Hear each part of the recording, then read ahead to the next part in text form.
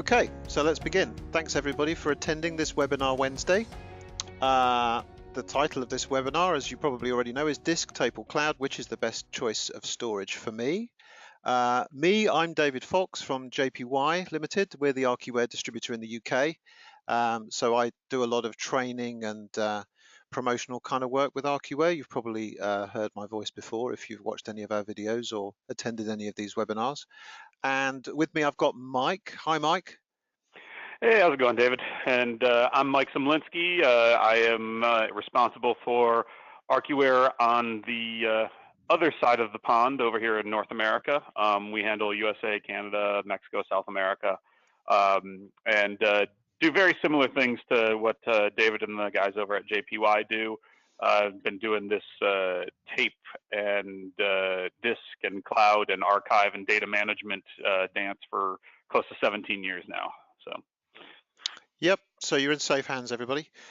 So what we're going to do this afternoon is have this conversation about disk, tape and cloud, in particular with reference to backup and archive, because backup and archive is kind of Archiware P5 speciality, along with cloning.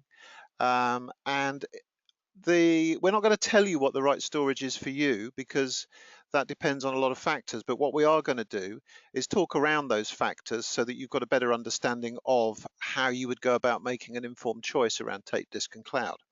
So we're going to kick off with this slide, which isn't very exciting looking, but does contain a bunch of questions, which are the kind of questions that you need to know the answers to before you embark on starting to spend money or planning out new backup and archive workflows. So I'm just going to run through these, and Mike and I are going to talk around them a little bit. If I start top left and kind of go clockwise-ish, we'll see how we go on. So these are in no particular order. The first one I'm going to talk about is restore urgency. So this is basically talking about if you need to get some data back because you've had a major failure and you need to get all your data back, or maybe if you're archiving and you just need to pull a project back, the kind of storage that you choose will have a big effect on how quickly you can get your data back. Mike, do you want to add anything to that one?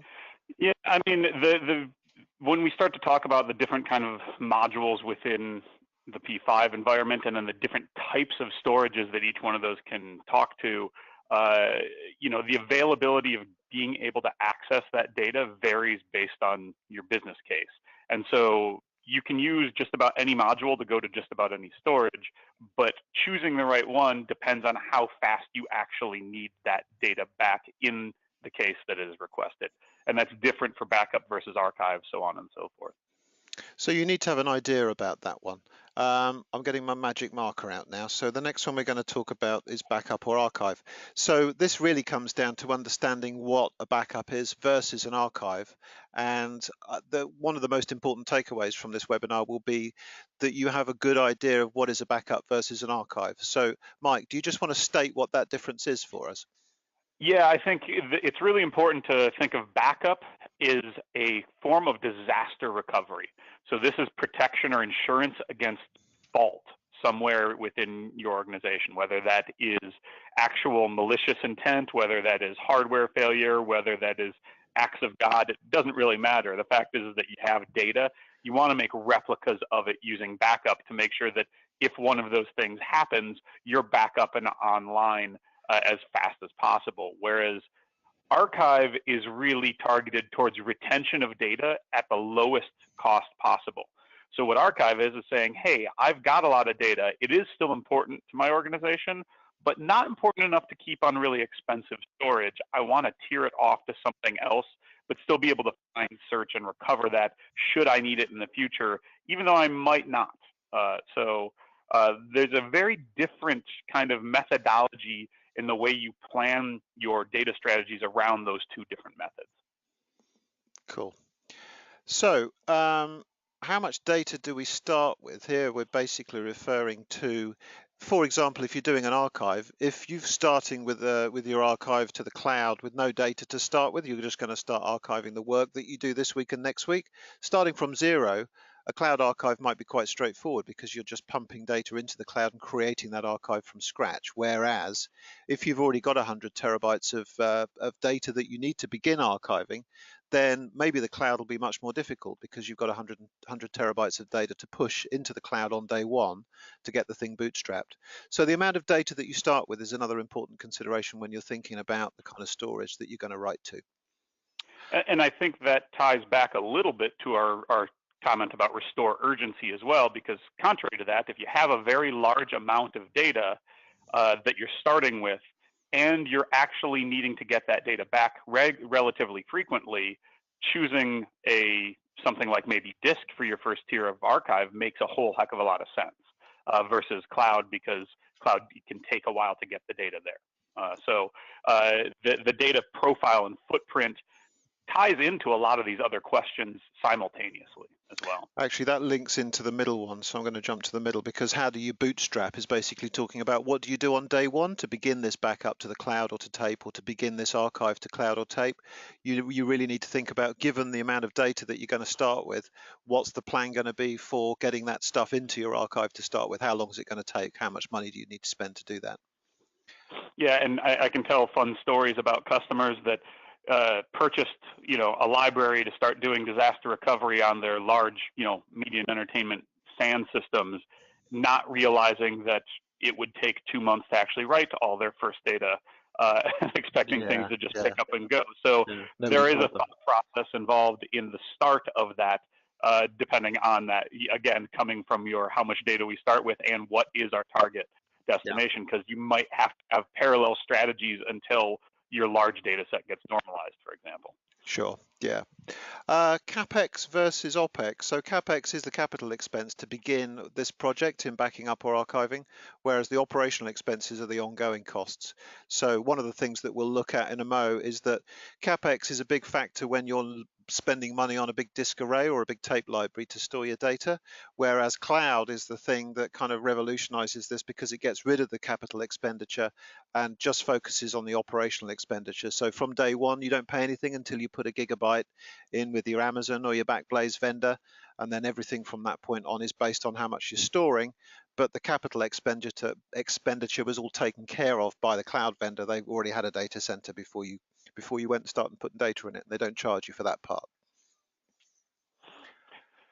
So yeah, and I think that's a little dependent as well upon what kind of business you're in or what stage your business is in, because a startup small business that's not well funded, operational expense may make a whole lot of sense. If you're a larger organization, that has a large history and has capital to spend, sometimes it's more cost effective, and that can define what the strategy is as we start to dive into some of these other things we're going to talk about. Sure.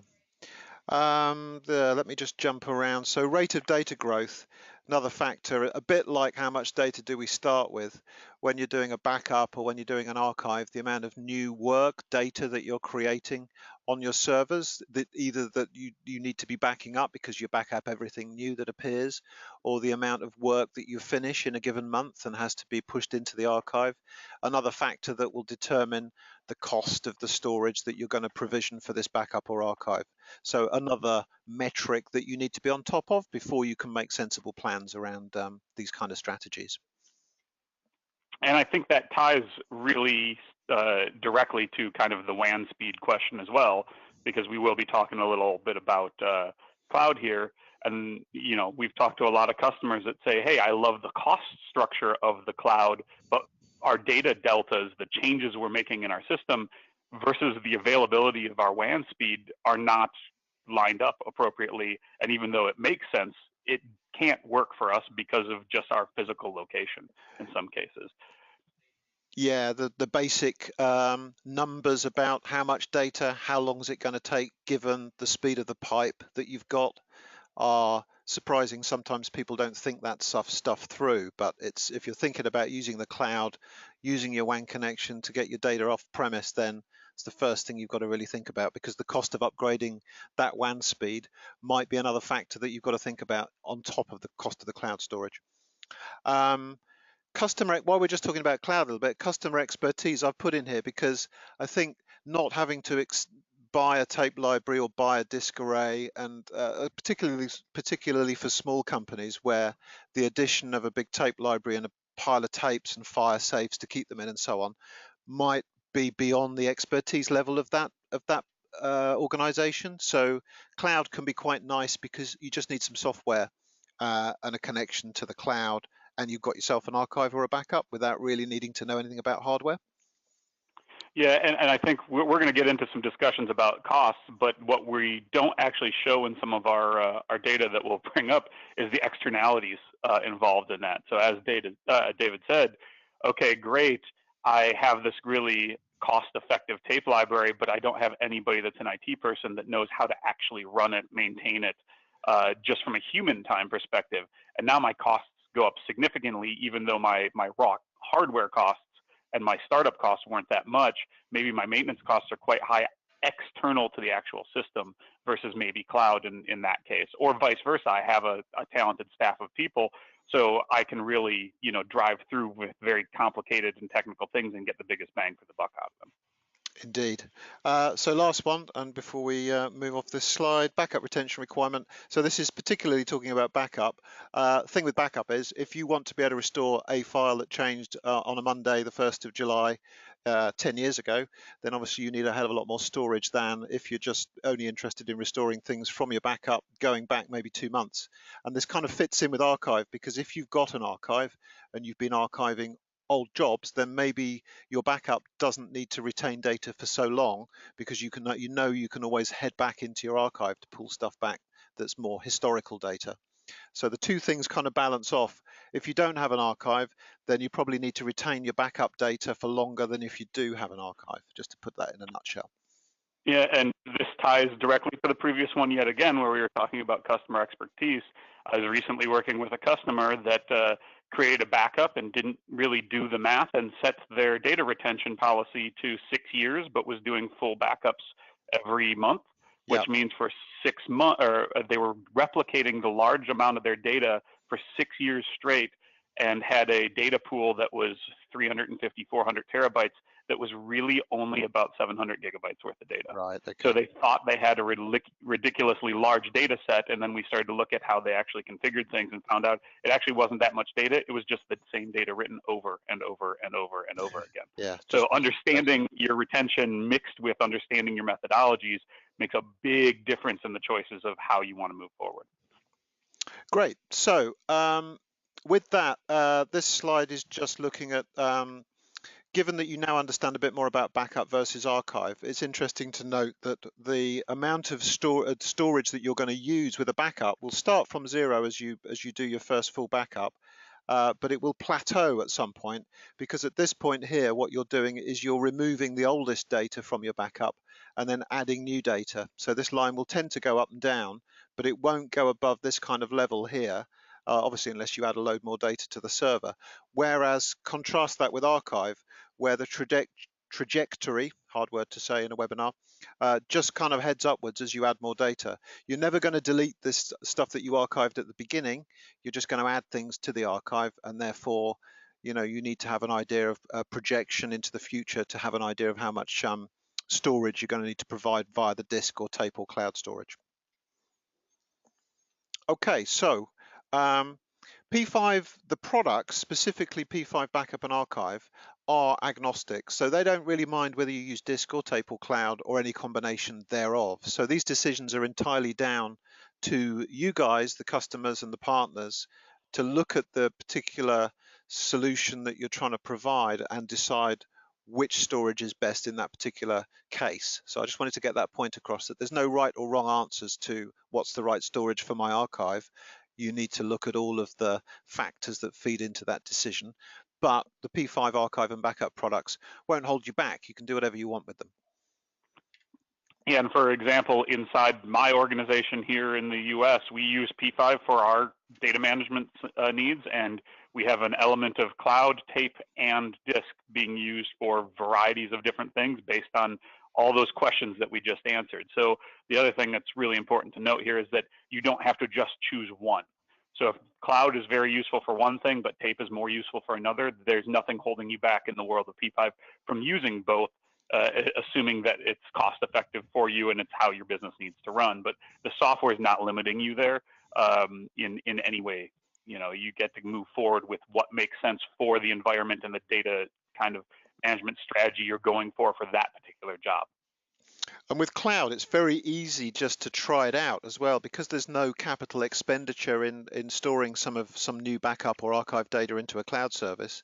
And since the software that you already run probably provides that, some licenses to allow that, there's nothing to stop you going through the process of configuring some cloud storage, doing some cloud archiving and backing up, just so you know what it is that you would be dealing with in the future if you choose to go down that road.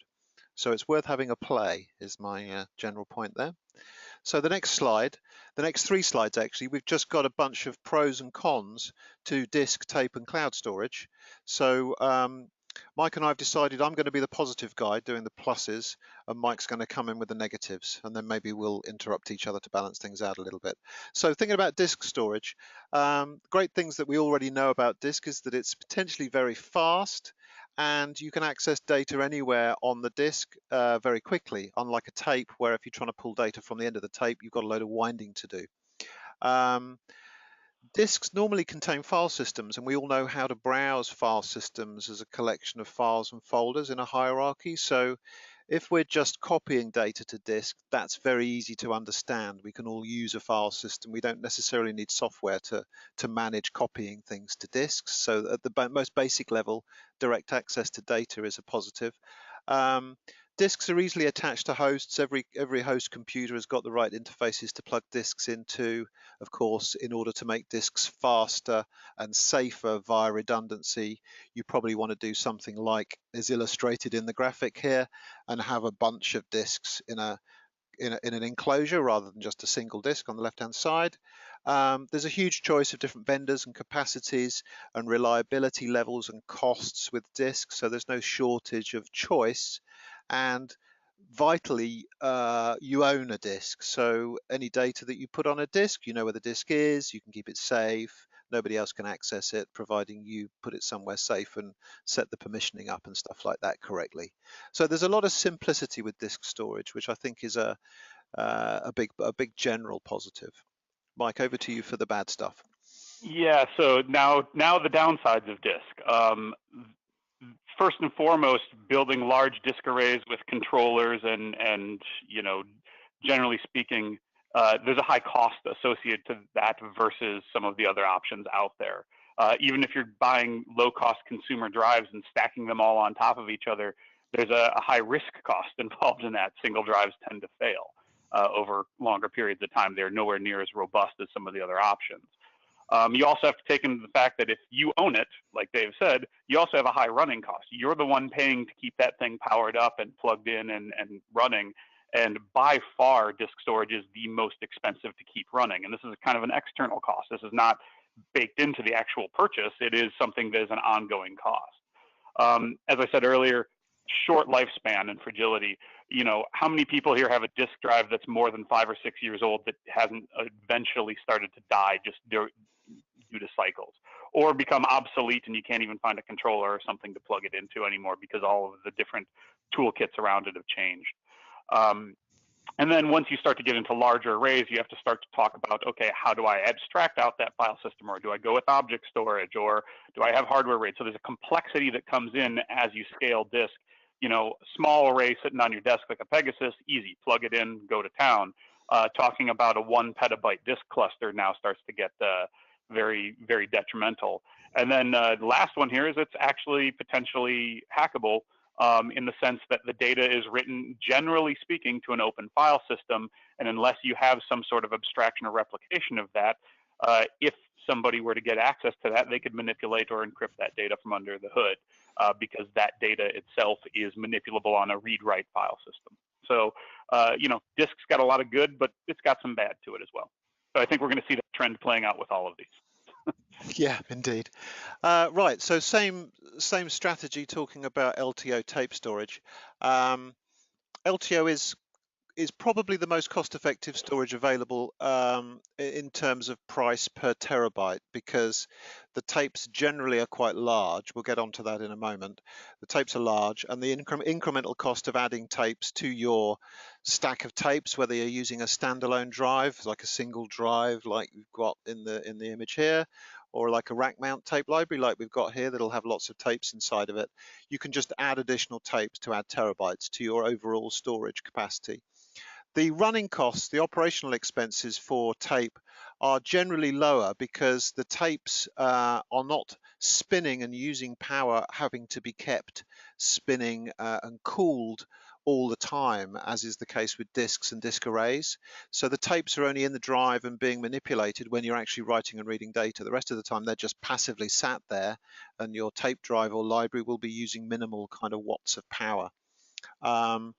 Easily expandable, well, we kind of covered that at the same time as talking about the cost effectiveness. So you can just buy more tapes, and you can just keep buying more tapes and take tapes off into shelving, into fire safes, off-site, into kind of specialist storage providers. You can just keep adding tapes over the years without having to buy additional hardware other than tapes. There is a good capacity growth path for tape. So the LTO consortium, which looks after the technology behind tape, have a growth path which is more or less doubling about every 18 months the capacity that fits on one tape, and I'll show you some figures behind that shortly. Tape drives support compression and encryption in hardware in the tape drive device. So your data, if it will compress, and obviously a lot of media files are already compressed, so no further compression will occur, but when data is compressible, like with databases and text type data, then the drive will automatically handle that for you, and you'll achieve better density of storage on the tape media than you otherwise would have. Same goes for encryption. It's kind of transparently handled in hardware. A lot of people don't know this about tape, but unlike disks, every block of data that's written is also immediately read after it's been written. So you know that the data that was put down on the tape is readable at that point, and if it wasn't readable, it'll get rewritten. So the tape drive is kind of looking after the fact that it's checking the data has been correctly written all the time. And tapes, once filled up and then kept in a dehumidified, no dampness kind of environment, are certified for a 30-year shelf life. So as said earlier, unlike disks which keep spinning all the time, tapes are just sat there. They're just a reel of tape in a box doing nothing, and they can do that for 30 years, and then you can still recover the data according to the spec sheets from the tape manufacturers. And the other thing is that you can't really store a file system on a tape. I mean, there are kind of ways of doing that, but generally people don't put file systems on tapes. They're not disks, so you have to write tapes with software, and that means that if somebody has a machine infected by, let's say, some ransomware, and a lot of your data ends up being encrypted on your live storage, that can't affect the tapes. The tapes are sat there on a shelf, not being touched by any hardware, remember. So that kind of isolation and insulation from bad software is a real advantage with tape. It's like there's a physical barrier. You can't mess with the data on a tape because it's not there to be destroyed. So over to you, Mike, for the negatives. Yes, so the downsides of tape, and this is coming from somebody that just spent the last 4 days working on a 200-slot library with 8 drives in it. There's a high cost to enter in some cases.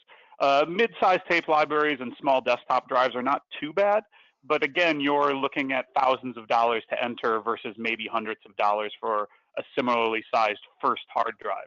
So you have to get over this certain data amount to start validating the initial capital expenditure, which with disk isn't necessarily. It's a little bit more linear with disk. The other is ongoing hardware maintenance might be necessary with tape libraries. They are physical mechanical devices in all cases, not in most cases. It is a tape drive that loads in tape, spools it, rewinds it, so on and so forth, and then robot mechanisms that move them around. And in general, they're pretty darn reliable, but when you do have a problem, it tends to not be something you can fix yourself quickly and easily. You have to involve the manufacturer or have a strategy in place to have failover and that sort of thing, which a lot of the larger libraries have. There's also the problem with linear access. With a disk, if you want a block, you can go to that block, and within a few milliseconds, the operating system responds back and gives that block back to your software. With tape, you have to go pick the tape out of a slot, slide it into the tape drive, open the shield, and then read and move to where that first block will be, start spinning it and start reading it. Once that happens, you're getting very high transfer rates out of tape. But sometimes, especially in really large libraries, your seek time goes from 10 milliseconds up to 3 minutes. That's a pretty significant difference in speed.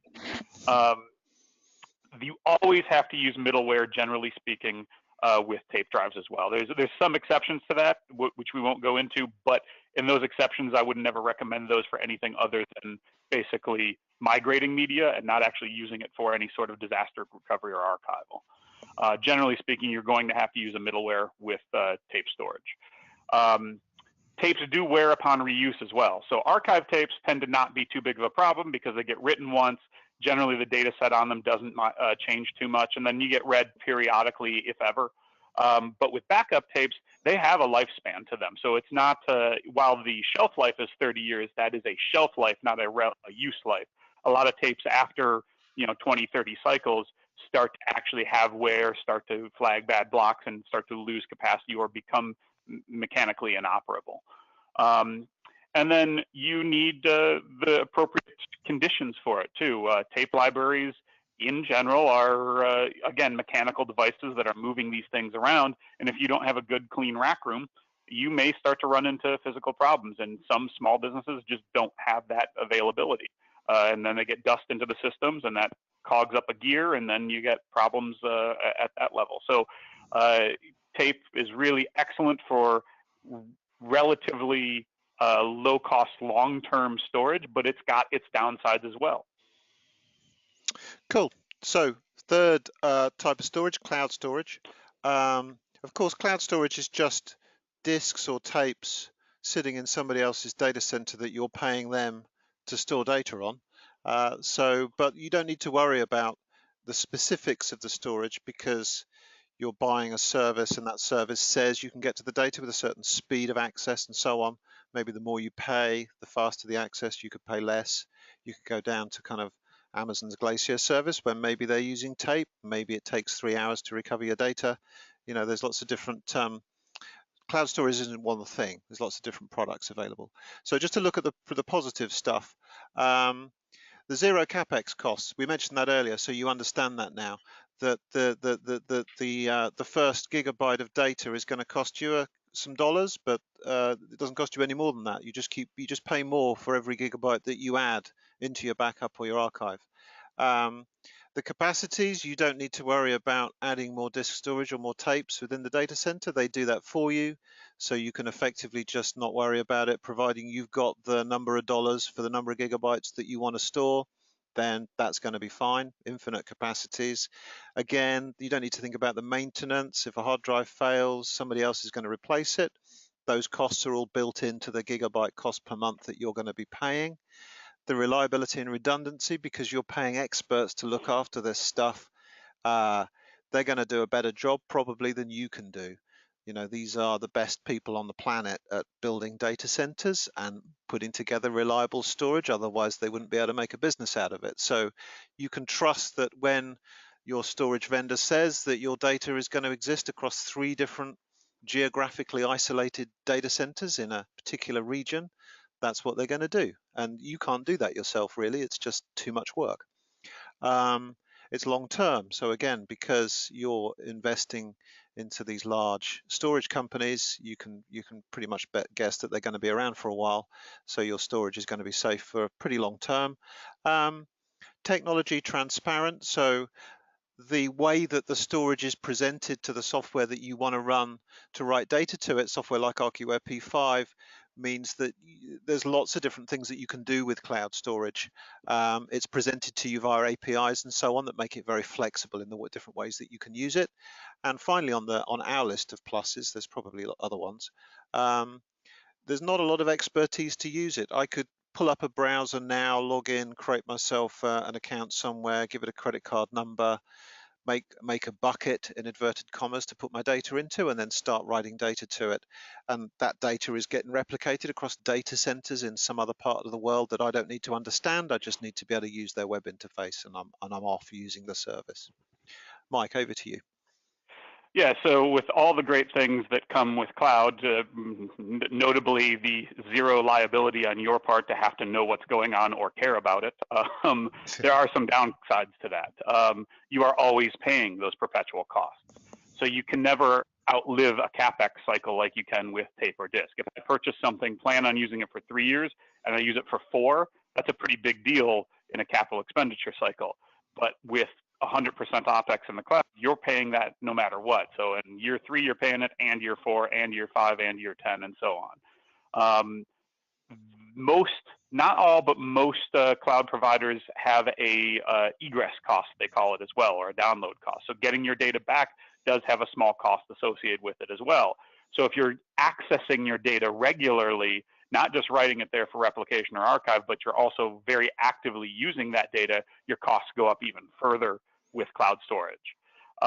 You also have the WAN problem in some cases. If you live in a major metropolitan area with great internet speeds, hey, probably not a problem at all. But if you're a little bit more rural, or you just happen to be in a building that has bad internet plumbing, guess what? You're not going to have a very good experience with cloud. It may not be a feasible option for you with your data profile. And because of that, you might have slow recovery times and pay for them.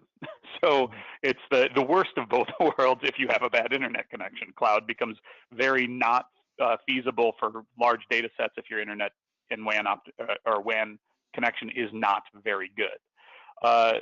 The other downside is you do have total dependence on a cloud vendor. So there are, this is a relatively young space in the grand scheme of computing. There are a handful of major providers out there that have proven themselves to be worthy, but there have been a small handful of them that have disappeared. And when they disappear, they say, hey guys, you got to get all your data out in the next 2 months, because then we're shutting all the computers off and it's going to go bye-bye at that point. So being dependent on one vendor, you know, sometimes you end up doing multiple cloud strategies. Well, now you're paying 2 different vendors. You have the high availability, but you'd also have the cost associated with it. The other thing is it is always off-premise.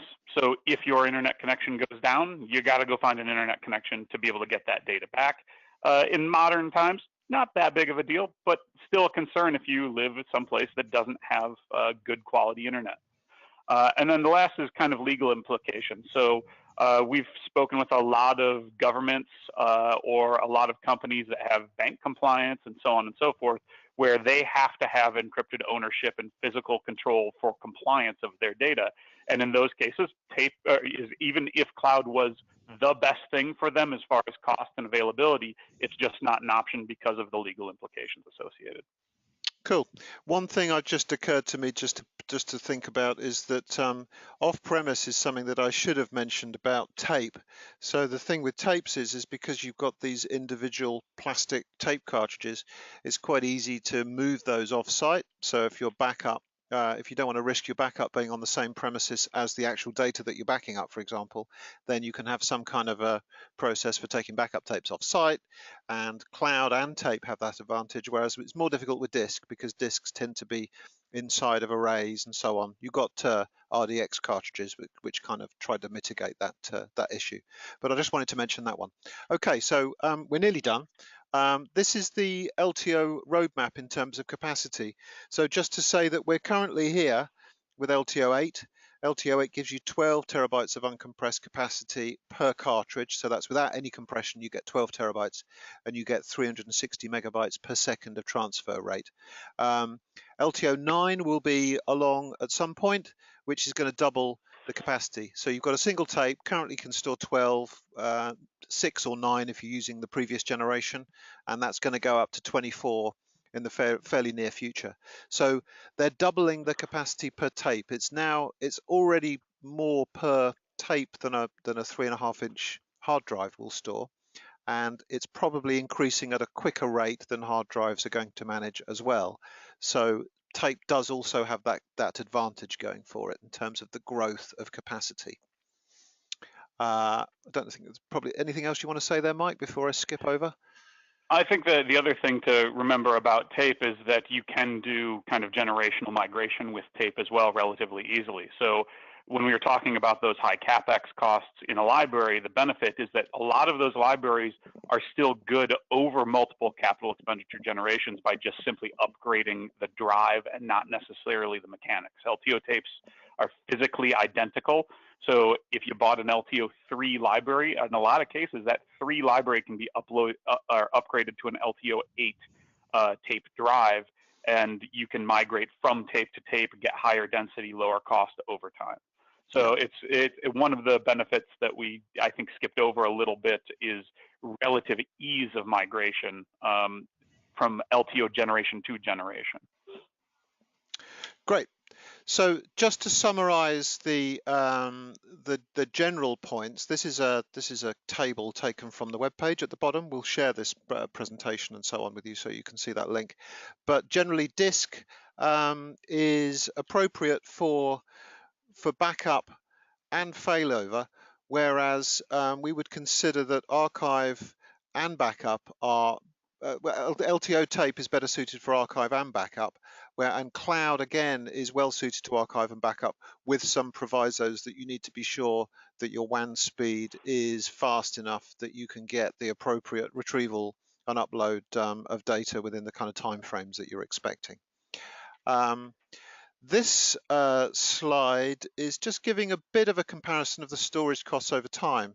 So we've got time going from left to right. Let me just get the pen working. And starting with disk at the top here. With disk, you've got a capital expenditure cost at the beginning because you've got to purchase your disk hardware.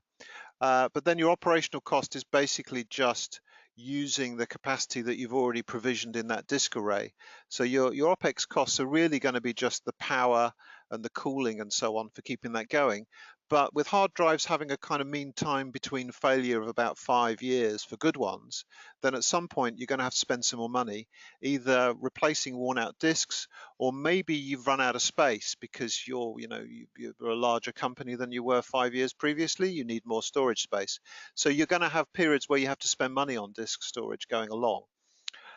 Contrast with tape, where you've got a Capex cost because you've got to purchase all of that tape hardware, the tape libraries and so on. But then the operational costs are going to dip lower than they do with disks because of those lower power costs and so on for keeping the thing running. Your operational costs are really going to be just adding additional tapes to add capacity as you go along. And the nice thing about that is that you can just keep going into the future, buying tapes as you need to, looking after that hardware that you bought at the beginning. And you can kind of limitlessly keep expanding the storage there without having to do big Capex costs like you would have to do with disk to replace stuff wholesale. Yeah, and you may have little tiny bumps in the road if you add a new tape drive, but that's generally much smaller comparatively to the initial cost of the library, robot, initial tape load, that sort of thing. Whereas, if you take these and start to replicate them over time, even longer time periods, I think tape is probably the least expensive over a long period. We're talking 7 to 10 years. Yeah. And then cloud at the bottom, contrast that. We don't have the bump where we've got to spend money at the beginning. We start from nothing and we just scale costs with the amount of storage. But bear in mind that at year 10 or whatever this might be down here, you might have spent more money with cloud storage. Woo. Something went strange there. You might have spent more money with cloud storage because the costs never let up. Every time you put another 100 gig into your cloud bucket, then that month is going to cost you a bit more than the previous month, and the next month will cost you a bit more over that. So it's a different kind of profile of cost. Yeah, the one benefit you can say about cloud, though, is that if you're a small business that's just bootstrapped and doesn't have a lot of financing, there's no risk to getting into cloud. If your data profile is small and your initial data set is small and you're starting out, cloud's perfect to begin with. Yeah.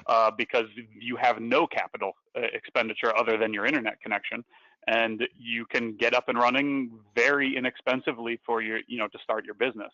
And so, again, what we talked about earlier is that depending on what your use cases are, every single one of these is viable. And I think what's really important to note is that not only can P5 help migrate, like we said, between LTO generations, it can also help migrate between different storage infrastructures. So if you choose to start with cloud and then go to tape, or start with disk and then go to cloud, or any combination of those, taking data that exists in one and moving it to another becomes a function of P5 simply saying, hey, take all the data that was on this tape and move it into the cloud bucket. With a click, P5 handles it all behind the scenes, and as far as you're concerned as a user, it all just lives in the same place. So you get this kind of sole source of knowledge, and you get to choose as your business grows, changes, which tier or type of storage makes the most sense for which type of job. Cool. So I'm aware we're a little bit over time here. This is our last slide. We are not going to be able to say, well, for P5 for backup, you should be using cloud. This is just reiterating really some of the points that we've made previously. There's a couple of things in here that I wanted to stress that maybe weren't picked up earlier, but you should really have 2 backups of important data.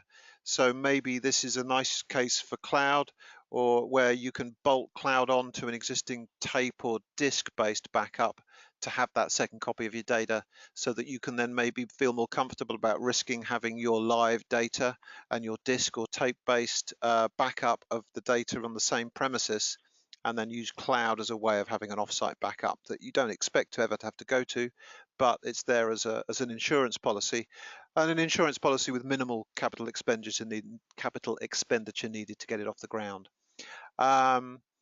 Speed is an important factor with backups, because full backups can be very large.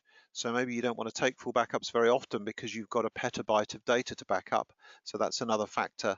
The offsite element, as already mentioned, is a big deal for backup, because you don't want you don't want to lose any data because you had a problem at a particular site, a particular location, and therefore offline backups are better if you can get them, and maybe you can use cloud to do that. Retention when planning a backup is important, because as the person responsible for the planning, you probably want to try and convince the customer to have the retention as low as possible to make the whole backup workflow easier and less storage be needed, and combine that with an archive so that you don't need to worry about keeping very old backup data, because you can keep the old data in the archive. Yeah, otherwise you end up with 200 plus terabytes worth of data for a 700 gigabyte data set. Yeah, as I mentioned earlier, it doesn't really make a lot of sense. Mike, do you want to just pick up and go through some of the points about archive before we go to questions? Yeah, absolutely. So the biggest difference here is archive, unlike backup, is for migration and cost savings, right? So it's data that is important enough to keep around, but not important enough to keep around at the cost of your production storage, your NAS, your SAN, your fast spinning disk that you're actively working on. So it's taking content and migrating it. And that migration path, generally speaking, backup, when we talk about backup cycles are this kind of retention policy, and we're normally talking months on the long end for most backup, because your data is going to cycle through production during that time. But when we start to talk about archive, we start to talk about years. And years is where we start to talk about archive data.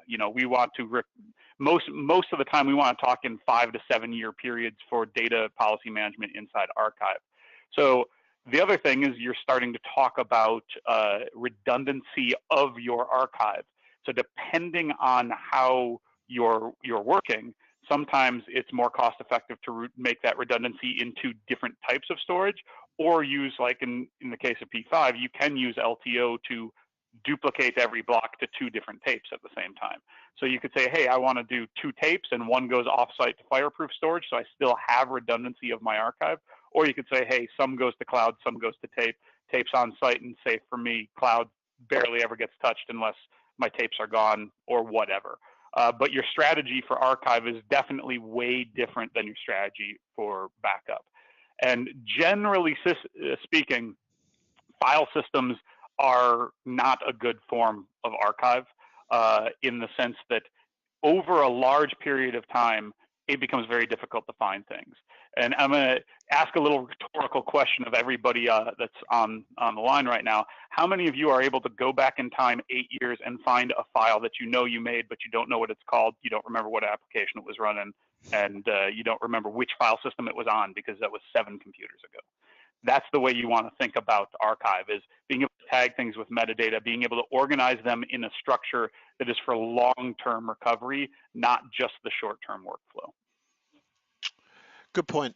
Good point. So thanks everybody for attending the webinar and listening. I hope that you found that really useful. We've got a bit of time left for questions. So what I'm going to do, I'm just pulling up the list of questions, and we have a few. So I'm going to read these out, Mike, and if you want to just say a few things. Somebody says they can't hear anymore, so hopefully they can hear now.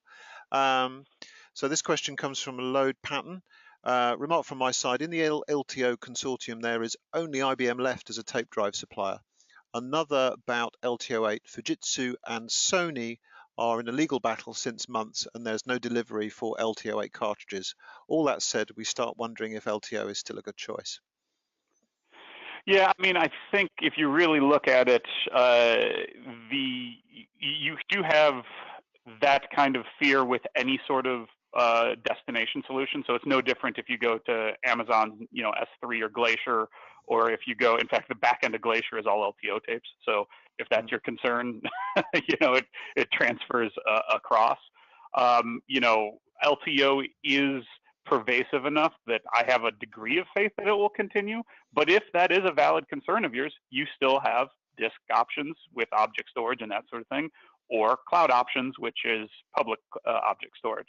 So I think it's a valid thing to think about and do a little research on yourself. If it is a concern, you do still have 2 good other options. And that's, I think, the point of what we wanted to cover here today, is that not necessarily one solution is appropriate for everybody. And sometimes you're going to use multiple, or you're going to avoid one entirely based on your needs, concerns, and business use case. Yeah, and I think consolidation tends to be a natural thing with corporations. So I think over the lifespan of LTO to date, it's not really surprising that it's become fewer vendors involved, but the vendors that are involved are large enough to be around for a while, hopefully. Next question. Sorry, go on. I was just going to say, I think IBM and Sony are doing okay as companies. They tend, even if they stop making money, I think they'd float around for at least a little while longer. Yeah, while we get our data back, put it on disks. Robert Herzen says tape OPEX costs should be calculated based on migration when moving to next generation, meaning you will have more Capex when changing to the next gen than you have manpower to support the migration. I think that's, I don't know if that's universally true. There's definitely, I mean, when we had our little graph up there, that's why I said there are going to be little bumps in the road when you're looking at LTO, because if you're doing generational gaps, you got to swap out tape drives. And when you're doing your initial purchase of your LTO, either tape drive itself or library, you got to look at what that manufacturer's long-term policy is. Some of the larger, more enterprise-grade libraries, yeah, they cost more upfront, but you literally can hot swap out tape drives and get them up and running in minutes. So the manpower cost is negligible, and the migration is literally right-click this volume and say migrate it, and away it goes. That said, if you do have a small desktop drive, your option for generational migration is buy another desktop drive. So your capital expenditure is 100% of what your original capital expenditure was. So you're absolutely correct that depending on scale, and that's why I don't think LTO maybe is the best option for small businesses with small to moderate data sets, because frankly, it takes a little while to outrun that CapEx. But once you outrun it, that's where the benefits start to kick in. And that's normally a large organization with a significant amount of data over a pretty decent period of time. We're talking about 3, 5, 7, 9 years. Okay. Armand Buraud, excuse my mangling of your surname, is the question is the LTO roadmap still viable? The LTO8 is much more expensive than LTO7 when it came out, and I'm worried it's going to become disproportionately expensive.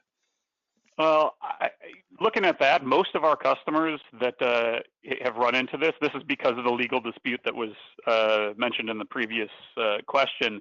Most of the customers are sticking with LTO7 because LTO7 is actually very cost effective and works in LTO8 drives.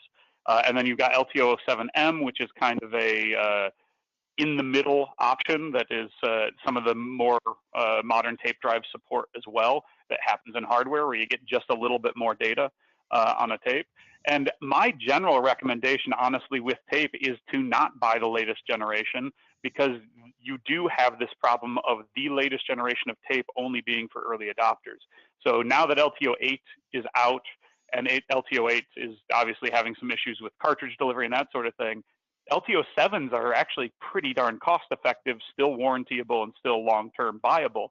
And if you hang one generation behind the bleeding edge, that's where your real cost savings start to come in inside the space of LTO.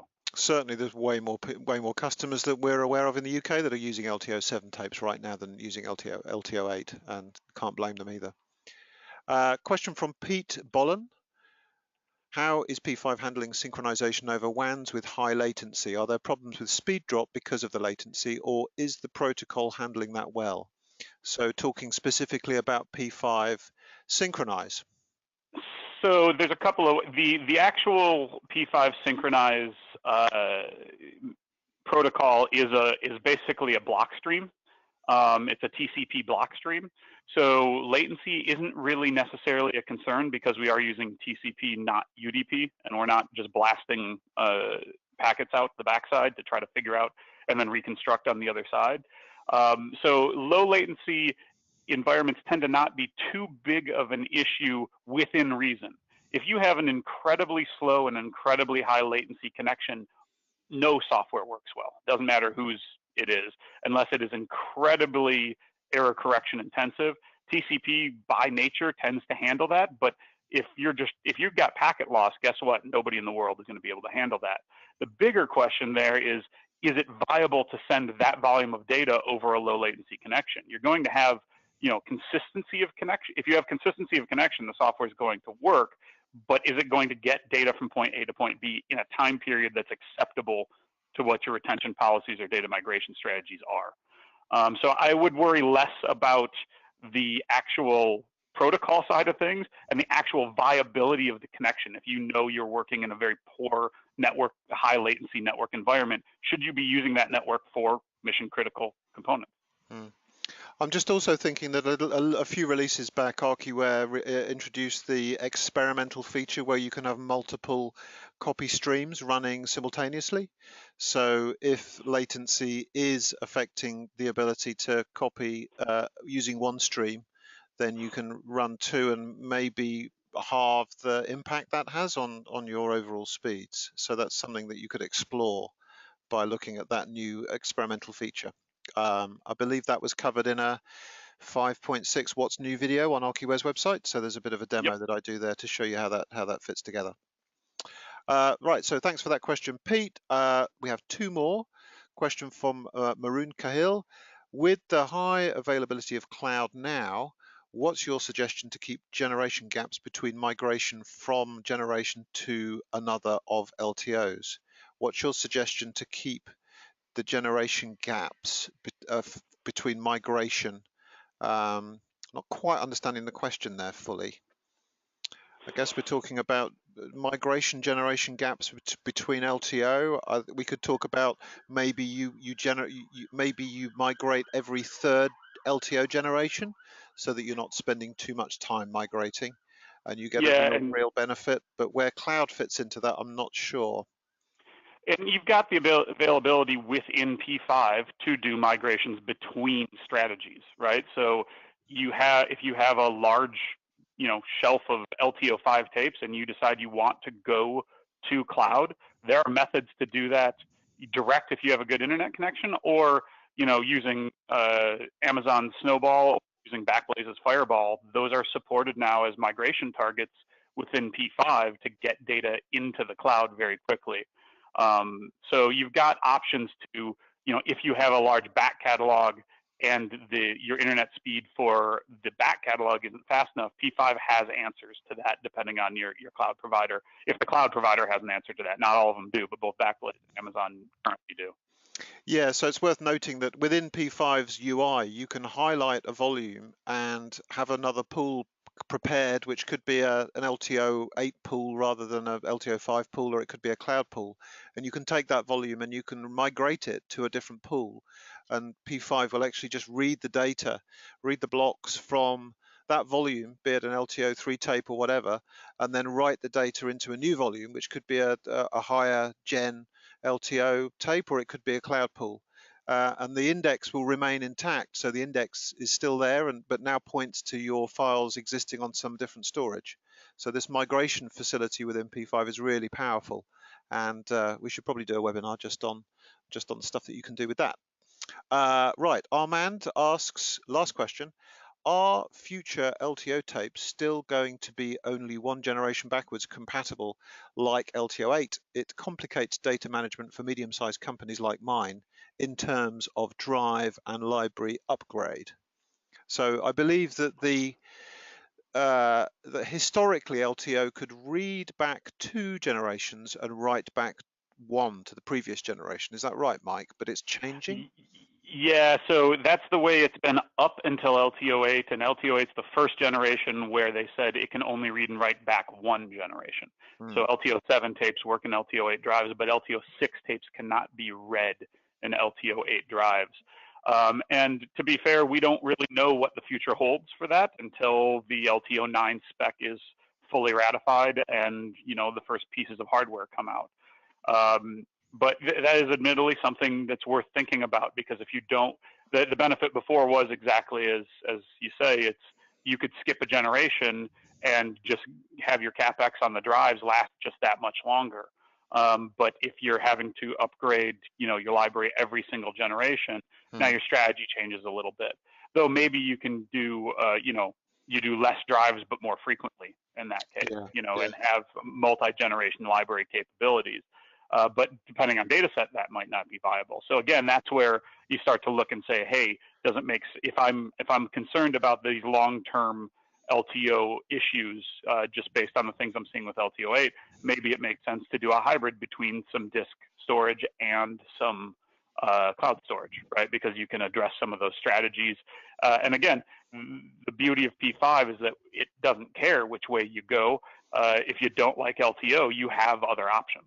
Right. So, we've been doing the LTO thing forever because for the longest time it was the most robust and cost effective. But as we're finding out, that may not be the case in 3 or 4 years. So we don't know. We admittedly don't know that. But the more options we have, the more viability we have to change our decision process in stream without affecting our data. Yeah, and of course, Mike and I are Archiware people, so we're not tied to LTO tape as the right. We're not pushing tape. We have no profit to push tape because we're agnostic with regards to what storage you want to use with P5. Just that tape is quite a popular format. I think one thing I'll add before we wind up is that I think, as you can see in this this table here, the jumps in, like they're adding 12 terabytes of additional capacity between 8 and 9. So there has to be some trade-off, I guess, in terms of backwards compatibility, because they are growing the density of data on these tapes, that remaining the same size tape cartridge at such an amazing rate, really, that if you look back to LTO 5, which was only 1.5 terabytes for one tape, now they're adding 12 terabytes in one generational leap. So I guess maybe it's not surprising that we have to give up some of the flexibility that we had in the past for those kind of leaps of capacity in the future. So thanks for that last question, Armand. Thanks everybody for sticking with us for an hour. But I guess nobody's dropped out, so everybody's finding this interesting content, which I think it is. So thanks ever so much, Mike, for absolutely, for being here, and thanks everybody again for listening. And it's the end. So cheerio. We'll provide links to video and the slides and any links and so on. You'll get that in an email. Okay. And we are also going to do another one of these webinars next month. So it'll be on June 19th. So if you found this one not the same topic, we'll be picking different topics every month to go over when it comes to just data strategy around P5.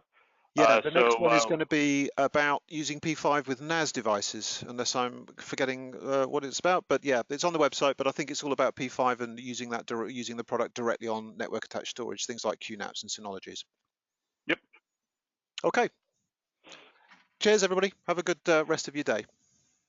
Thanks, everyone. Bye. Bye.